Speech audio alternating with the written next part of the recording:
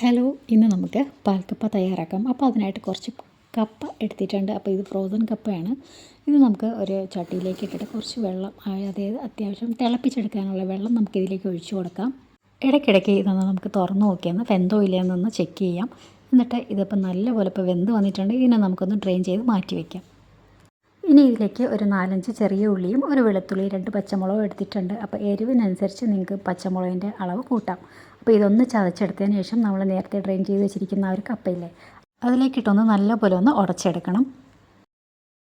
ചെറിയ രീതിയിൽ ഒന്ന് ചെറുതായിട്ട് കടിക്കാനായിട്ടുള്ളൊരു കപ്പ അവിടെ ഇവിടെയൊക്കെ കിടക്കുന്നത് നല്ലതായിരിക്കും കേട്ടോ. അപ്പോൾ ഈ സമയത്ത് ഞാൻ കുറച്ച് തേങ്ങാപ്പാൽ എന്ന് പറയുമ്പോൾ 3 കപ്പ്, അതായത് 240 ml കപ്പിൽ 3 കപ്പ് തേങ്ങാപ്പാലാണ് ഒഴിച്ചു കൊടുത്തിട്ടുള്ളത്. ഇനി ഇതിലേക്ക് ആവശ്യത്തിനുള്ള ഉപ്പ്. അപ്പോൾ ആദ്യം ഞാൻ കപ്പ വേവിച്ച സമയത്ത് ഉപ്പിട്ടിട്ടില്ലായിരുന്നു. ഈ സമയത്താണ് ഉപ്പിട്ടത്. എന്നിട്ട് നല്ലപോലെ ഒന്ന് ഇളക്കി ഒന്ന് കുറുക്കിയെടുക്കുക. കപ്പ ഇപ്പോൾ ഏകദേശം റെഡിയായി വന്നിട്ടുണ്ട്. ഇനി നമുക്ക് താളിച്ചൊഴിക്കണം. അപ്പോൾ താളിച്ചൊഴിച്ചാൽ മാത്രമേ പാൽക്കപ്പയ്ക്ക് ടേസ്റ്റ് കിട്ടുള്ളൂ.